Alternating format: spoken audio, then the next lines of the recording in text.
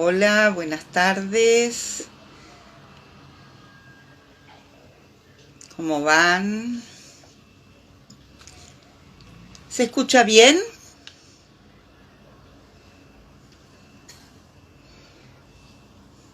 Natalia, Claudia, ¿alguna que me cuente si se escucha bien? Carolina.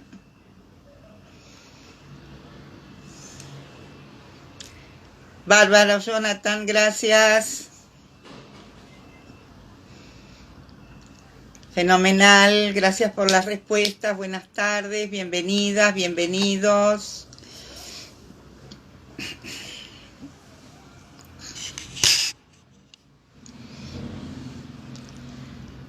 Gracias, Lore. Bien, Giselle. Vivi, fenómeno.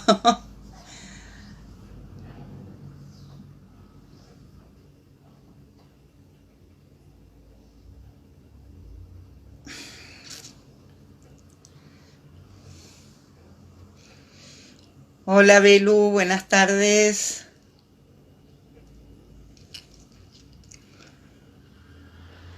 Saludito a quienes saludan.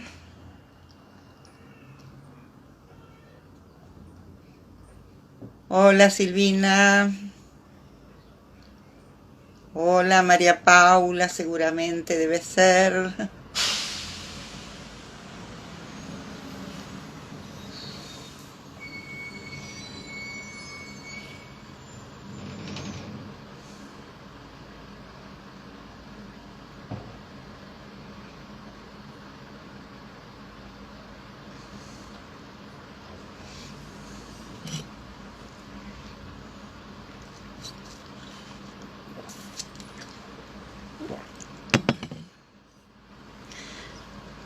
Hola, Pablo.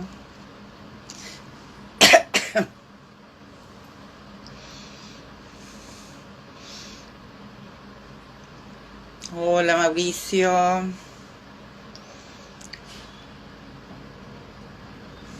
¿Cómo andan?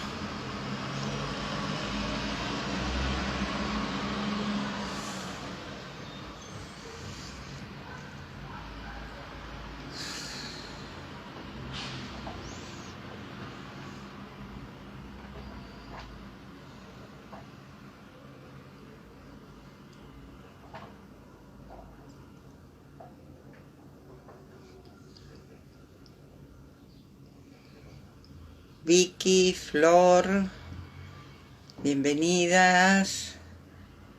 Cami.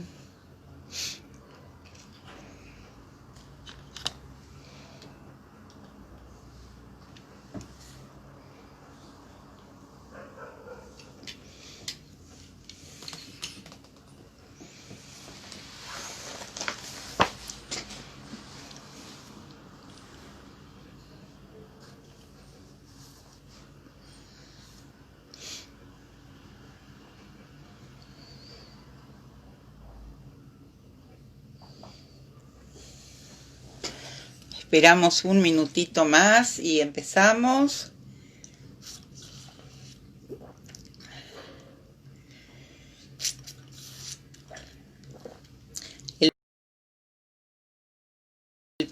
Son dos perrazos, ni siquiera uno, y están a 1,5 metros de acá.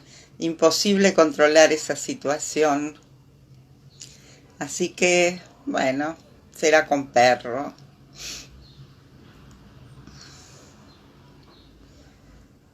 Bueno, Argelia, ajaja.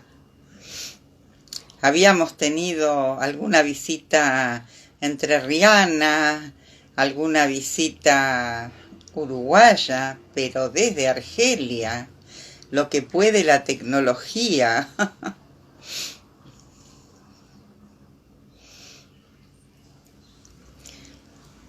Bueno, si les parece, vamos empezando.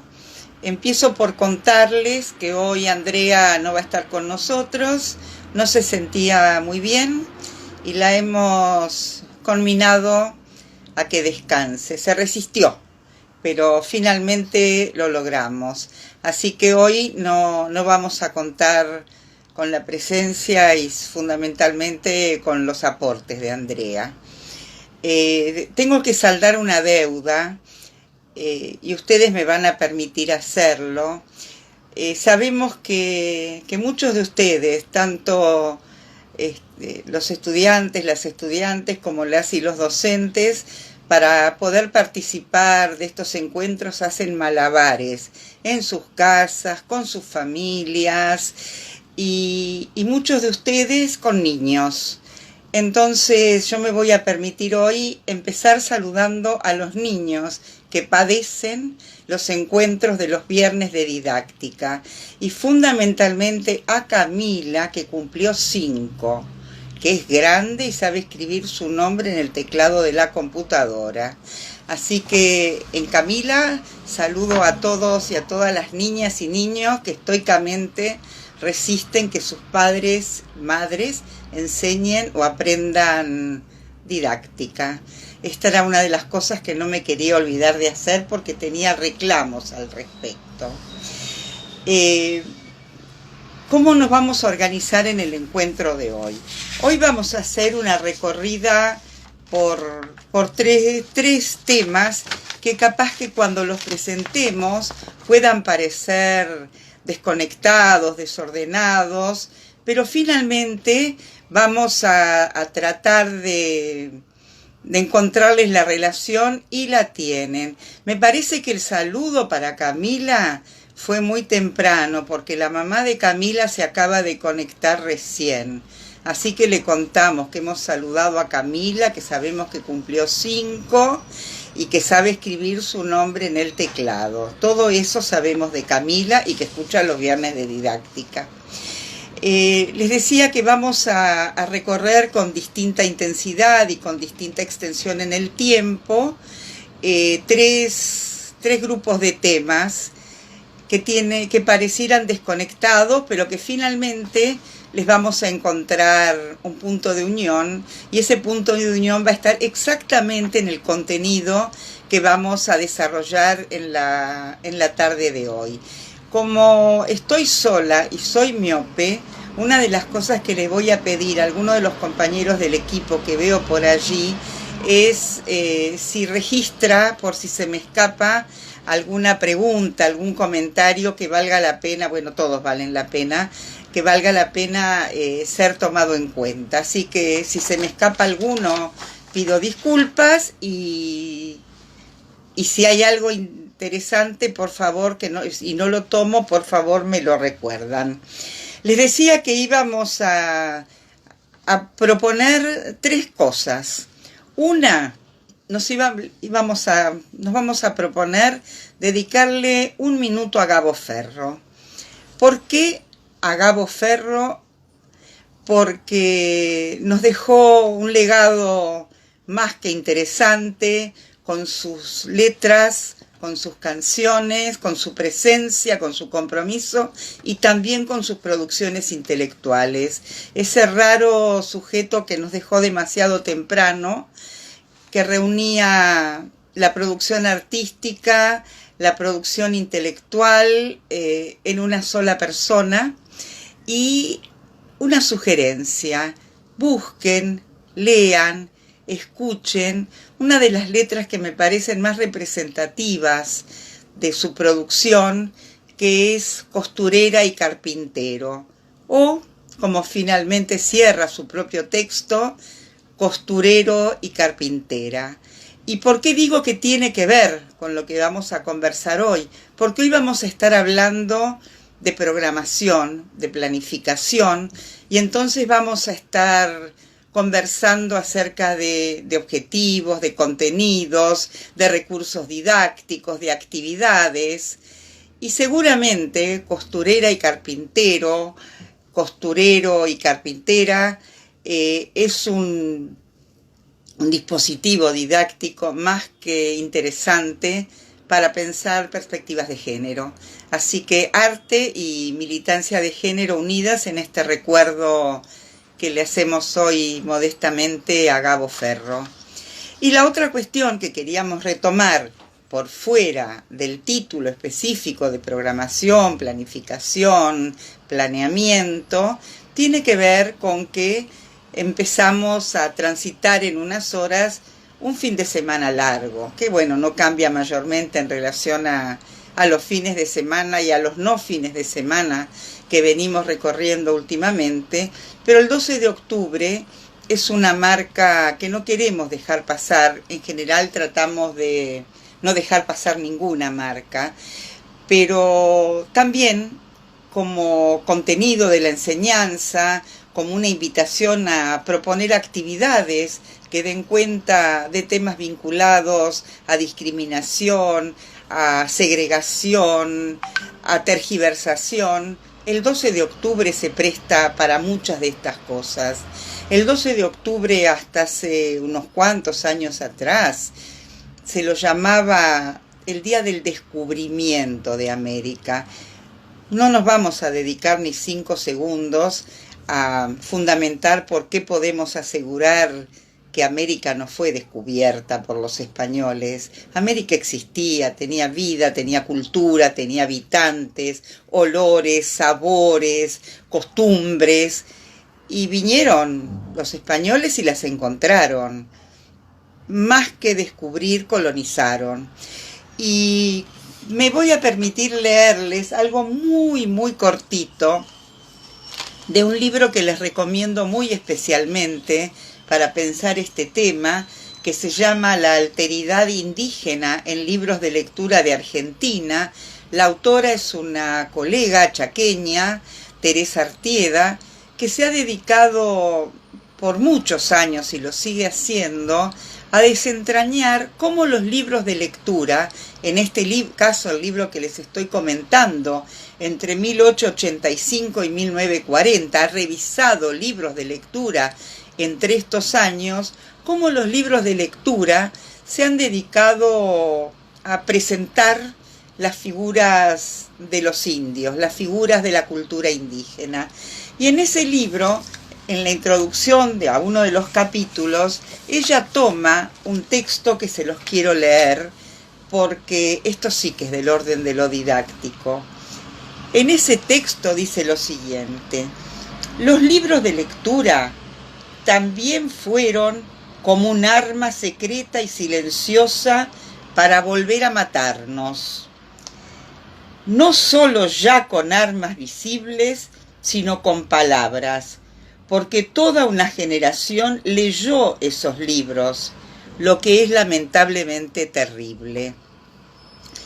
Estas palabras son de Ada López. Ada López es una profesora bilingüe intercultural del pueblo Cuom de Chaco, y escribió este brevísimo texto, más que representativo, en el año 2008. Podríamos sacar muchas conclusiones a partir de acá. En principio, la potencia que tiene la información que se difunde, se transmite a través de los libros de lectura, pero fundamentalmente algo que hemos mencionado en muchas oportunidades, y es que ninguna de las cosas que se dicen, ni que se escriben, ni que se transmiten, son ingenuas. Todas tienen detrás un mensaje más allá del mensaje explícito.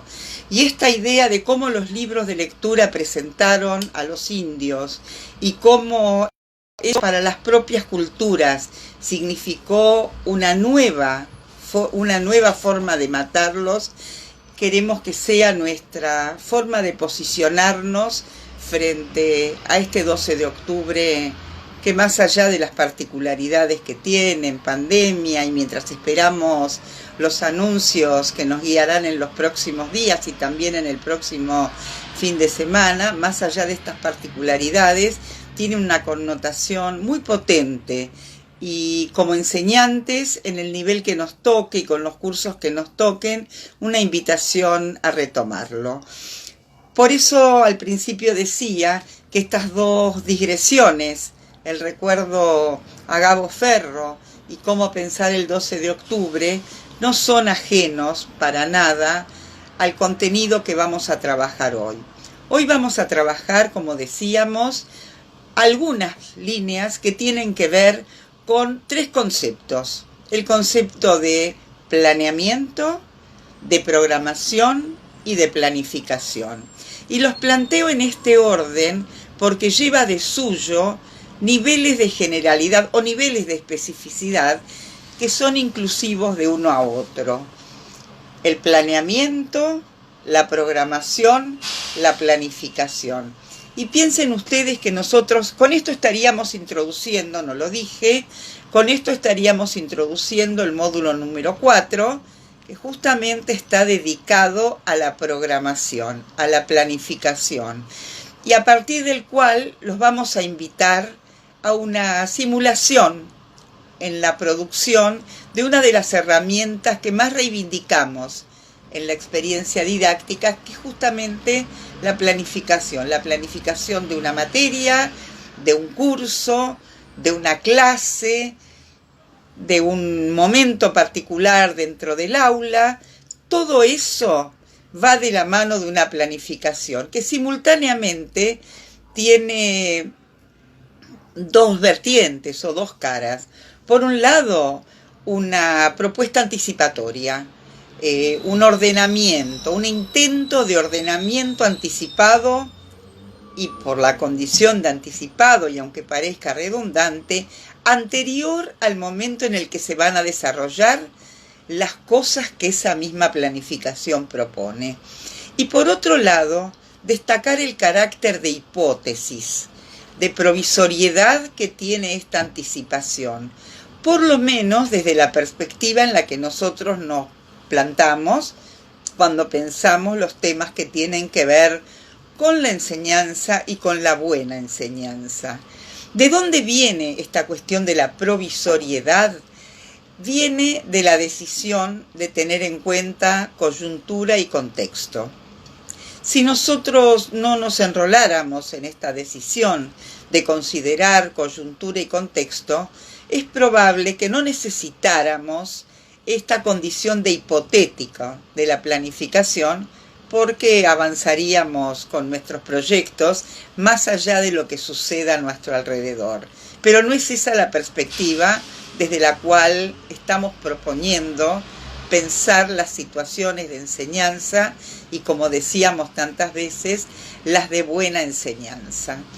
Cuando nos pusimos a pensar en la transmisión, en qué queríamos transmitir en el día de hoy, nos dimos cuenta que una afirmación que habíamos planteado hace un par de semanas atrás, cuando pensábamos en el programa modulado de la materia y decíamos que era una decisión empezar por cualquiera de los ejes temáticos, nos dimos cuenta que si hay uno que tiene dificultad, que requiere de información, de conocimientos, de contenidos previos, y que sería muy difícil ubicarlo en primer lugar, ese es el módulo de programación, porque los insumos que necesita para ser fértil, voy de nuevo, porque necesita insumos que lo hagan fértil. Es mucho más difícil pensar en programación, en planificación, antes de haber presentado la propuesta de analizar currículum y las derivaciones que el concepto y la práctica curricular trae consigo. Es más difícil hacerlo sin eso. Por lo tanto, acá estamos planteando algo del orden de la lógica interna de la disciplina en la que nos movemos. Esa lógica, y tiene que ver con lo que vamos a trabajar hoy. Nosotros hacemos una selección y una organización de contenidos. Le damos un orden. Ese orden tiene una lógica y una fundamentación que podría ser otra.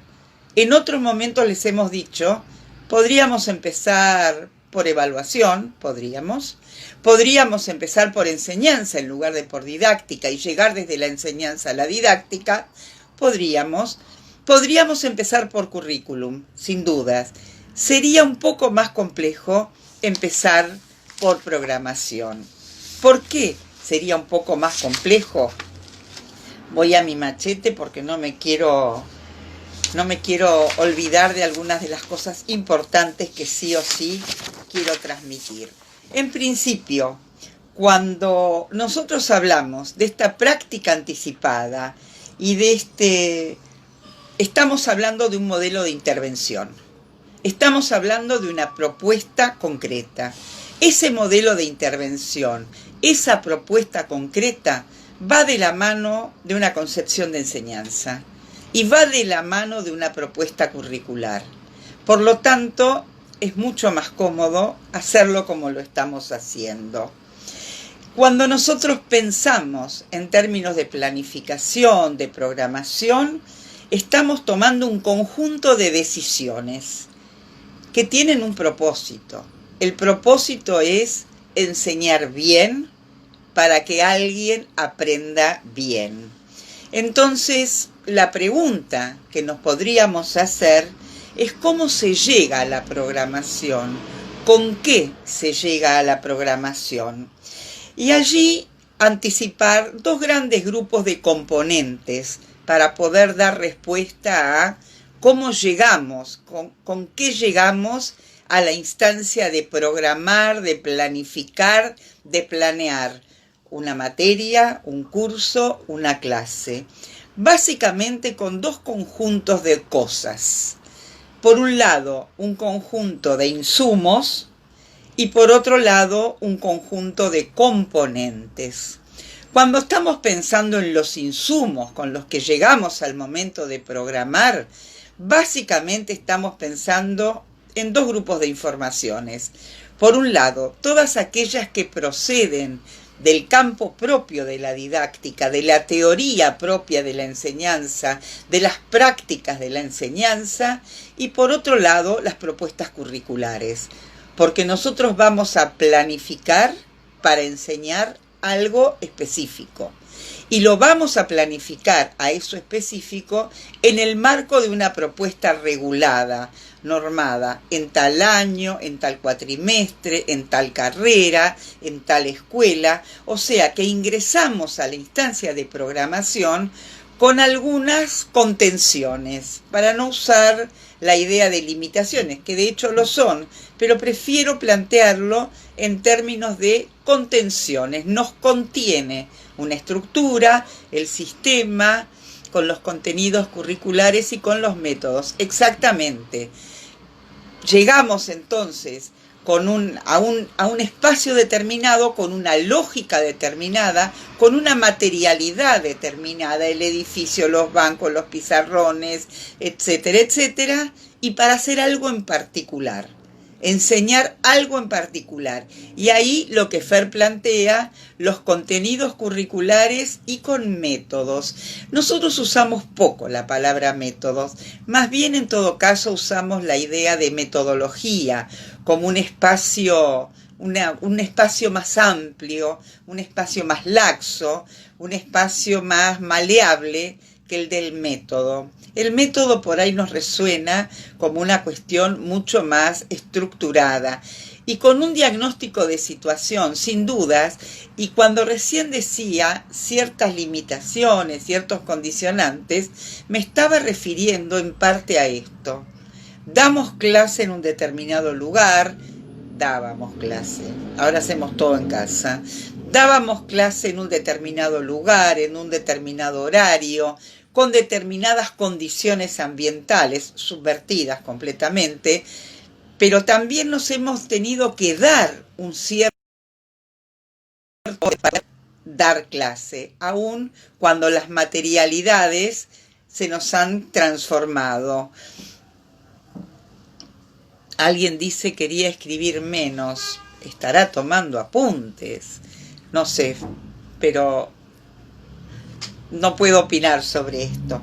Bien, les decía, por un lado entonces insumos que también los podemos pensar en términos de prerequisitos, condiciones que sí o sí existen del tipo que sean antes de empezar a planificar nuestras clases, nuestros cursos, nuestras materias, y entre los cuales las materialidades y el currículum son los dos pilares que lo sostienen, y por otro lado un conjunto de componentes. En la planificación, en la programación, hay cosas irrenunciables. ¿Cuáles son esas que tienen como una doble condición. La condición de ser irrenunciables, pero además la condición de ser sostenes, orientadores. ¿Cuáles son esos componentes irrenunciables y ordenadores? En primer lugar, los objetivos. Voy a enseñar determinada cosa para algo. Me voy a anticipar a lo que quiero obtener cuando termine este proceso que hoy estoy anticipando, hipotetizando en una planificación. Los contenidos, porque los logros no van en el vacío, y menos aún cuando tenemos la responsabilidad y la especificidad de un campo particular de contenidos, de un campo particular en una disciplina. Vamos a enseñar cosas específicas.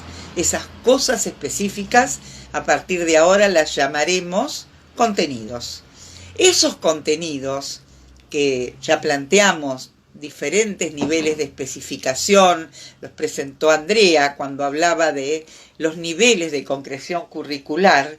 Esos contenidos son objeto de muchas maniobras. Las primeras grandes maniobras, macromaniobras, son las que tienen que ver con incluirlos o no incluirlos, y con qué perspectivas y con qué intensidad en las propuestas curriculares. Pero a partir de ellas volvemos a hacer nosotros, cada uno con su planificación, el mismo tipo de maniobra. Esas maniobras que tienen que ver con la selección y la organización de los contenidos. Ya tenemos el para qué, los objetivos. Tenemos el qué, los contenidos. Ahora nos preguntamos por el cómo. La respuesta a ese cómo la van a dar las actividades. Van a trabajar solos, en grupo, mediados, presenciales, en el aula, en el patio, en la casa, cerca del docente, mediado el docente, cerca de la familia. Bueno, todas estas preguntas que uno se hace al momento de elegir qué actividades va a proponer para que esos contenidos se transformen en logros de aprendizaje. ¿Con qué? ¿Con qué? ¿Ya? ¿Para qué? ¿Qué? ¿Cómo? ¿Con qué? ¿De qué dispositivos materiales, simbólicos, tecnológicos me voy a proveer? ¿Con qué voy a contar para poner en juego la enseñanza de esos contenidos particulares para que se logren determinados aprendizajes? Y finalmente, la pregunta de cómo me entero de la efectividad o de la no efectividad de mi propuesta. Y allí el componente que aparece y que lo anticipamos también en la planificación es el componente de la evaluación. Entonces, recursos, sí, recursos cuando estamos hablando de ¿con qué? Entonces, hasta ahora tenemos ¿para qué voy a enseñar? Objetivos. ¿Qué voy a enseñar? Contenidos. ¿Cómo lo voy a hacer? Actividades. ¿Con qué voy a sostener esto? Recursos, dispositivos. ¿Cómo me voy a enterar del éxito o el fracaso de mi propuesta? Evaluación. Hasta aquí lo que hemos mencionado son los 5 componentes básicos de la planificación. Si siempre están todos, si siempre están en el mismo orden, allí, como en todas las cosas, hay versiones, hay teorías, hay propuestas. Independientemente del modo en el que estén presentados, son irrenunciables. Si es que adherimos a esta idea de la planificación, del planeamiento, de la programación, como una anticipación de lo que voy a hacer y de lo que quiero conseguir. Son 2 cosas. Entonces, cuando nosotros pensamos en términos de objetivos, estamos pensando en clave de final del camino. ¿Hasta dónde quiero llegar? ¿Con qué me quiero encontrar? ¿Con quién me quiero encontrar haciendo qué? cuando llegue al final del camino. Cuando pienso en los contenidos, estoy pensando en todas estas maniobras que ya enunciamos más de una vez y que seguramente volveremos a enunciar, que tienen que ver con la selección y organización de información procedente de un campo específico, de una disciplina específica. En el caso nuestro de la didáctica, en el caso de ustedes de la psicología y en el caso de los docentes de cualquier otra disciplina, el campo científico, el campo disciplinario que se nutre, disculpen, el campo específico del que se nutre, del que sacan información para poder armar este andamiaje de la enseñanza. Y acá hay algunas versiones interesantes, algunas aristas interesantes para proponer, y es cómo hago esa selección y organización de los contenidos que quiero enseñar. No es una maniobra extractiva. Si imagináramos el campo como campo, no es una maniobra extractiva arbitraria. En verdad hay algunas herramientas, algunos dispositivos que nos ayudan a organizar esta traslación desde el campo en el que se produce el conocimiento, la disciplina científica, al campo en el que se va a tramitar la enseñanza para que devenga aprendizaje. Y ahí hay dos herramientas sobre las cuales seguramente ustedes van a conversar mucho con los docentes y las docentes en los encuentros de trabajos prácticos, que tienen que ver, por un lado, con la transposición, con este traslado desde el campo en el que se origina el conocimiento, la selección, la organización, la asignación de prioridades, cuando desde el campo en el que se origina me lo llevo al campo de lo curricular para transformarlo en material de enseñanza. Y de la mano de lo que Giselle muy bien propone como transposición didáctica, la vigilancia epistemológica, el control sobre la calidad de dos cosas, sobre la calidad del material que se extrajo y sobre la forma de extraerlo. Vigilancia epistemológica tiene que ver, es como la contraparte de transposición didáctica. Saco, pero no de cualquier manera, me llevo de un campo, del campo de la producción, al campo de la enseñanza, pero no de cualquier manera. Y el no de cualquier manera lo plantea la vigilancia epistemológica. En el caso particular de la enseñanza, salvo cuando enseñamos los propios contenidos que nosotros investigamos, hay una idea interesante que plantea Flavia Terille y ustedes la van a abordar en un texto, cuando ella dice: la particularidad que tiene la enseñanza en el aula, una de las particularidades, está dada porque enseñamos conocimientos, transmitimos contenidos de los cuales no somos productores. Entonces, aquí la maniobra de transposición es más compleja y la necesidad de la presencia epistemológica. También es verdad que cuando amalgamamos todas estas maniobras, estamos aproximando a una idea que planteamos en varias oportunidades que tiene que ver con la autoría.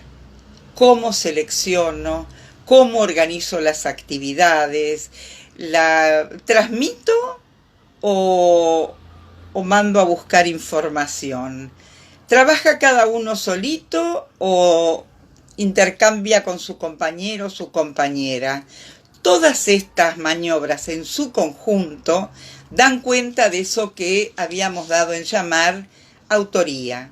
Pero también cuando nosotros hablamos de autoría, lo hicimos conjuntamente con otras dos palabras que tienen la misma raíz y dijimos autoría, autoridad y autorización. Y acá en la programación, en la planificación, es donde estas tres ideas, autoría, autoridad y autorización, se juegan con autonomía y con responsabilidad, porque de eso se trata la tarea de programar. Hasta acá, ¿hay alguna pregunta, algún comentario, algo que quieran señalar? Si no, seguimos. Y ya se nos fue media hora.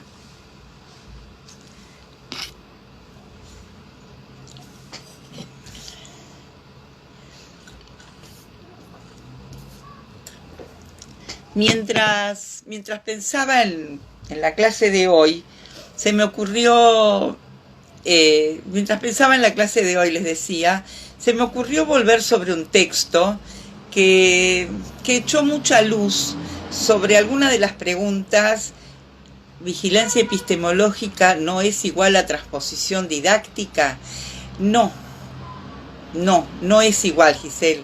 Es como si fuera la cara y la contracara de una misma moneda.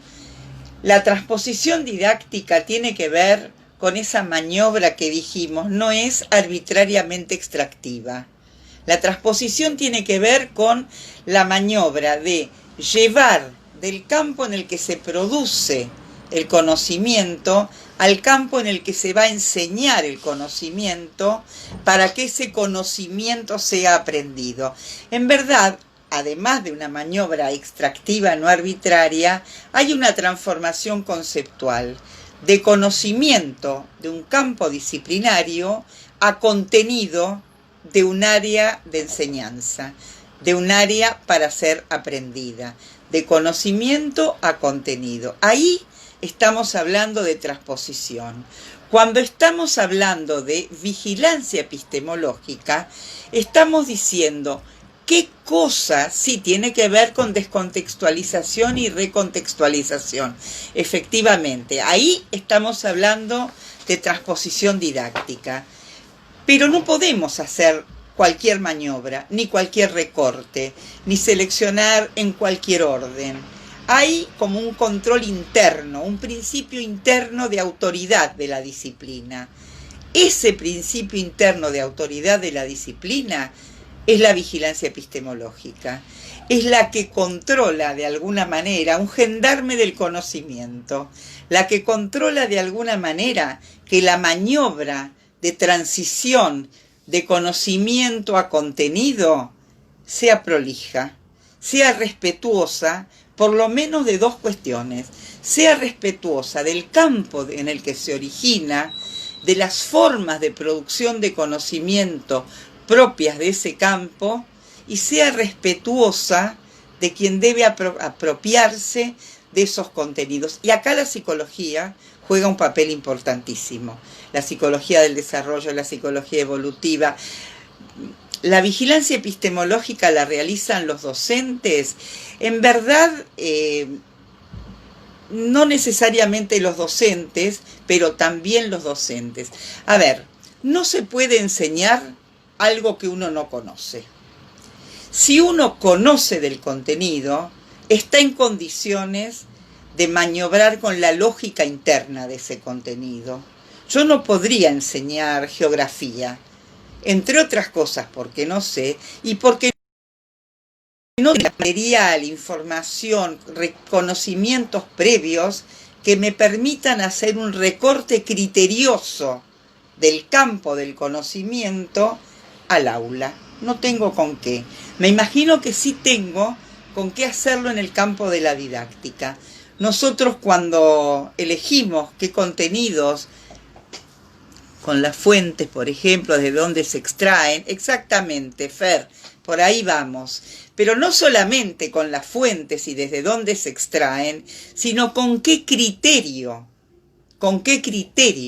extraigo determinadas cosas para hacer esta transformación didáctica y desecho otras. O elijo unas en función de otras porque les asigno un valor o instrumental o conceptual diferente. Y acá también aparecen otras preguntas que tienen que ver con ¿para qué servirá el contenido? ¿Para qué servirá determinado concepto, determinada idea, determinada maniobra, determinada destreza motora? ¿Sirve para resolver un problema en el aula? ¿Solamente para eso? ¿Sirve como motor para poder resolver luego otros problemas en el aula u otros problemas fuera del aula? En verdad, nosotros enseñamos en la escuela, pero no saturaríamos seguramente los objetivos ni los propósitos curriculares si solo resolvemos problemas del aula, si solo resolvemos problemas de la escuela. Entre otras cosas, porque la ciencia, la tecnología, los campos disciplinarios crecen a pasos agigantados. Nunca vamos a estar al día en el sentido de estar enseñando exactamente lo último de ese campo. Pero lo que sí tenemos que asegurarnos es que los estudiantes con quienes trabajamos, a quienes les enseñamos, tengan herramientas para poder acceder a esos nuevos hallazgos, nuevos descubrimientos, sofisticaciones por estos avances científicos y tecnológicos. Sí, tiene que ver con el diseño y con la práctica curricular, exactamente. Pero tienen que ver también con lo que plantean ustedes mismos allí, con la formación. Tengo que saber de qué se trata. De lo contrario, y esto es un tema de debate potente en ciertos campos disciplinarios, por un lado, tengo que saber de qué se trata lo que voy a enseñar. Pero desde la perspectiva en la que nosotros nos manejamos decimos, pero no alcanza. No alcanza con saber mucho de mi disciplina. También tengo que saber mucho, por lo menos de dos cosas. De todas estas maniobras que tienen que ver con la enseñanza, y también tengo que saber respecto del aprendizaje. Bueno, bien, Giselle, me quedo tranquila. De todos modos, repreguntá tantas veces como necesites. Me refería a que no solo es responsabilidad del docente. No, no sé de dónde viene esto de que no es solo responsabilidad del docente, pero, el docente tiene responsabilidades. Por supuesto que el campo científico, la disciplina científica, que es la productora de los insumos, no es estricta responsabilidad del docente. Pero las maniobras que el docente elige para la transmisión, para el amasado, para que esos contenidos que provienen de otro campo se hagan carne en los estudiantes, eso es responsabilidad del docente. Y para eso hay que saber por lo menos de estas tres cosas que planteábamos recién. Saber de la disciplina, saber de cómo transmitir esa disciplina, porque no todas se transmiten igual, y saber del aprendizaje, de cómo aprende un niño, una niña, un adolescente, un adulto, alguien con dificultades, alguien más grande, tasa de sobredad, cómo aprende o por qué no aprende alguien que repite, de quién es responsabilidad que no aprenda. La responsabilidad es del aprendizaje, es de la enseñanza, es de la evaluación. En verdad, ante cada paso que damos en relación con la enseñanza, lo que se nos abre cantidad de preguntas y no siempre muchas certezas.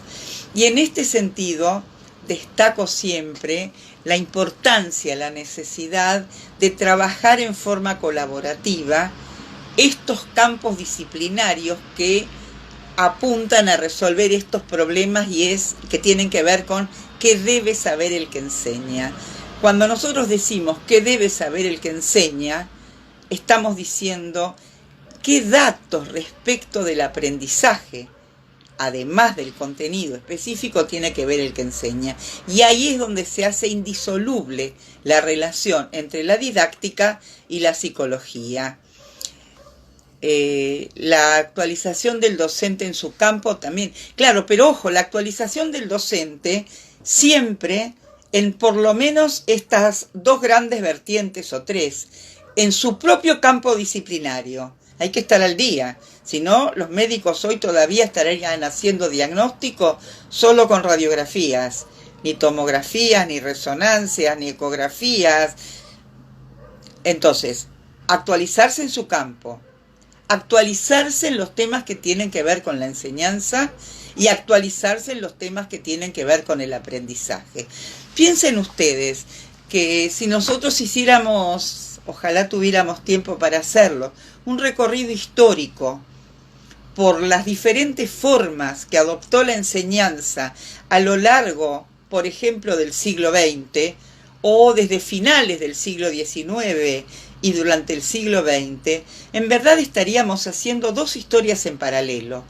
Nuestro propósito original seguramente tendría que ver con la historia de la enseñanza, pero en la medida que fuéramos haciendo la historia de la enseñanza, necesariamente estaríamos haciendo historia de la psicología. Por esto que ya dijimos más de una vez y repetimos hasta el cansancio, la psicología nos dice cómo aprende el sujeto, cómo es el sujeto que aprende. Y la didáctica toma esas notas para diseñar sus estrategias.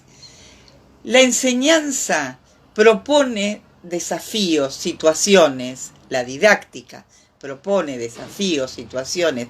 La psicología muchas veces actúa como esa fórmula de vigilancia epistemológica. Pueden, no pueden, están en condiciones, no están en condiciones. Por eso desde el principio hemos destacado la importancia que tiene la articulación, el funcionamiento conjunto de los diferentes campos al interior del campo de las ciencias sociales. Y fundamentalmente, pedagogía, didáctica y psicología. Irrenunciable la historia, irrenunciable la política, la sociología, la antropología. No podemos enseñar sin saber qué impacto tiene, cómo vive esta chica o este muchacho que está intentando aprender con nosotros, en qué barrio, con cloacas, la conformación familiar, los padres, la madre tienen trabajo, no tienen trabajo, cohabitan todos en un mismo espacio físico, tiene un espacio para realizar sus tareas, algo que en este momento ha cobrado una dimensión que desborda los análisis que veníamos haciendo hasta ahora y que tiene que ver con la organización familiar y con la organización física de los hogares para poder generar espacios donde se pueda tramitar esta transacción entre enseñar y aprender. Pero son espacios, dispositivos, conexión, voluntad del resto de los habitantes de la casa. Y de todo esto se ocupan diferentes disciplinas del campo de las ciencias sociales que ingresan con información al momento de diseñar la planificación. La sociología cuenta cosas, la antropología cuenta cosas, la historia cuenta cosas que a veces no las tenemos absolutamente claras y conscientes, pero de todos modos están presentes en el momento en el que tomamos decisiones, porque planificar, programar es eso, tomar decisiones, hacer proyectos. Cuando uno hace proyectos en la vida personal, toma decisiones, voy a ir por acá, voy a ir por allá, voy a elegir esto, voy a resignar esto otro, esto primero, esto puede esperar. Y en verdad esas, exactamente esas, son las maniobras que entran en juego cuando pensamos en objetivos, en contenidos, en actividades, en recursos y en evaluación. Como cualquier plan, solo que en el caso de un plan para la enseñanza, se le agrega con un valor muy particular la especificidad del contenido. Es psicología, es matemática, es didáctica. Solo eso, no. Porque de la mano del contenido específico van las actitudes, van los posicionamientos, que uno no los escribe en la planificación, pero los actúa cuando selecciona autorías, los actúa cuando hace esas maniobras de selección y organización del contenido. Y les decía que cuando estaba pensando en este encuentro de hoy, volví a leer un texto que se los voy a recomendar muy especialmente. Es un texto de un libro que ustedes tienen mencionado en el programa. El libro se llama Las formas de lo escolar y es una compilación de capítulos que han hecho Ricardo Vaquero, Gabriela Dicker y Graciela Frigerio. Y me detuve en un capítulo. La autora de este capítulo es una colega rosarina, Silvia Serra. El capítulo se llama, me volvió a traer después de un tiempo que lo había dejado sedimentar el título, Pedagogía y metamorfosis. Las formas de lo escolar en la atención de contextos específicos. Y fíjense qué vigencia, qué actualidad tiene hoy, 2020, séptimo mes consecutivo de pandemia, la escuela materialmente deshabitada, pero la escuela en el imaginario de todos nosotros, y las formas de lo escolar en la atención de contextos específicos. Volví a leerlo hoy y me sorprendió porque este capítulo, que fue escrito pensando en las marcas que en su momento había dejado todo lo que significó todo lo que significaron las alteraciones y los terremotos que trajeron consigo el 2001 fundamentalmente, 2001, 2002, esta idea de metamorfosis. Y la autora Silvia Serra plantea una serie de caminos que me parecieron sumamente pertinentes para pensar el camino de la planificación y para otorgarle vigencia a las maniobras y a las decisiones que alguien va actuando mientras va planificando. Silvia planteaba en el libro está publicado en el 2007, pero me impresiona la vigencia que tiene hoy, estas maniobras en el camino que van, en el proceso que van de la igualdad a la equidad. No se trata de darle a todos lo mismo, sino de resolver en función de lo que cada uno necesita. Un buen ejemplo podría ser el tema de la conectividad y los dispositivos hoy. En otros momentos, o también hoy, puede ser el tema de la comida, el tema de la vivienda, pero pensémoslo para poder hacerlo más manejable en clave escolar. Otro camino que ella plantea en esta idea de metamorfosis en la pedagogía es el camino que va de la consideración del alumno a la consideración del niño. Y acá aporte indiscutible del campo de la psicología, de pensar un sujeto escolar que entra, cierra la puerta, y es eso, un sujeto escolar, a poder imaginarlo, y aunque parezca una trivialidad, no siempre se pensó así, a poder imaginarlo en todas sus facetas. Y acá la introducción desde el campo de la psicología, la introducción y la insistencia en que se introduzcan ideas tales como la subjetividad, las identidades, son realmente novedosas en el discurso completo de la historia de la pedagogía, de la historia de la didáctica y de la propia historia de la psicología. El camino de poner el énfasis en la enseñanza a poner el énfasis en el aprendizaje. Y fíjense ustedes cuánta relación tiene del alumno al niño y de la enseñanza al aprendizaje. Considerar que el eje no puede estar en lo que a mí me parece que está bien y en lo que a mí me parece que es una buena clase, sino en saber qué le pasa al destinatario de mi saber y al destinatario de mi clase. Ahora voy al retorno a las clases, no tengo mucha información. Y la otra cuestión que plantea Silvia en este camino para considerar es el camino de considerar la clase social a considerar la cultura como un escenario pedagógico. La emergencia entonces fíjense ustedes cómo esta cuestión de la igualdad a la equidad nos hace un llamado de atención respecto de la diversidad, y ahí vuelvo a traer a Gabo Ferro con carpintera costurero,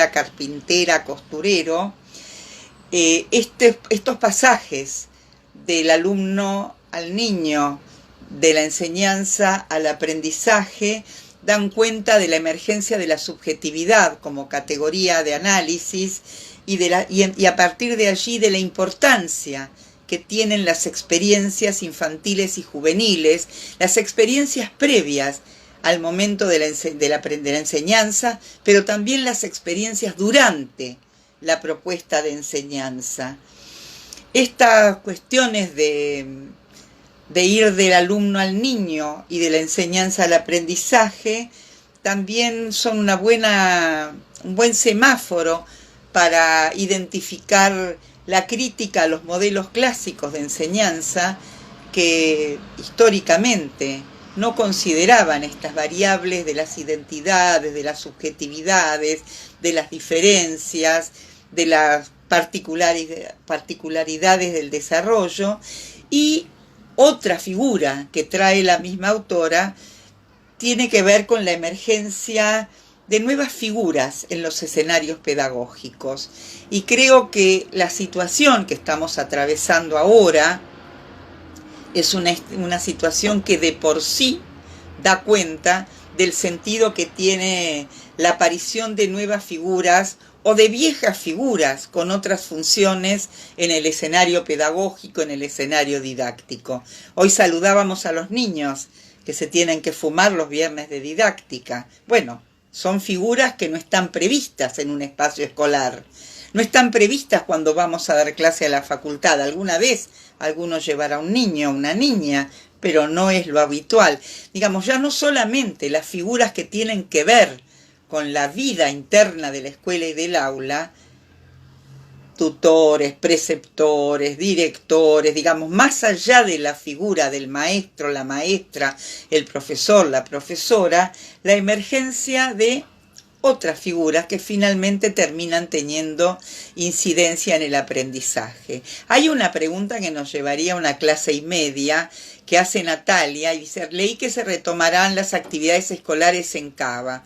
¿Cómo se piensa ese retorno y a esta altura del año en plena situación de emergencia? ¿Cuál es el criterio de esa decisión? A ver, me están desafiando en el último minuto a una toma de posición y la voy a hacer como lo hago siempre. En principio, hay que leer con mucho detenimiento. Una cosa es retomar actividades escolares en determinados contextos y con determinadas poblaciones, y otra cosa es la vuelta a clases.